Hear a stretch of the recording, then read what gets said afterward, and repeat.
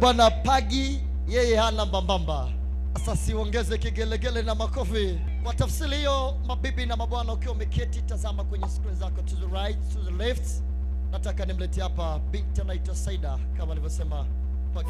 Manyakanga mpo wapi leo, muje muamuweke ugomvi leo, somo yake nizameni mkwe wenu kwa bashasha na ucheshi. Ugomvi leo, somo yake biharu unatoa matapi. Somo yake biharusi, wajifanye mjuaji, kapike walimbi. Ugomvi leo, somo yake biharusi. Hebu cheza naye hapo kidogo Pagi.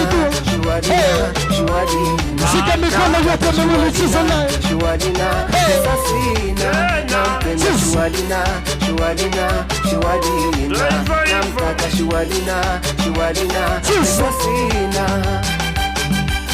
Wape kigelegele cha shangwe wewe.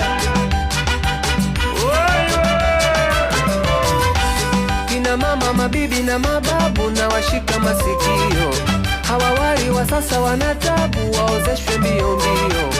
Wape kigelegele cha shangwe.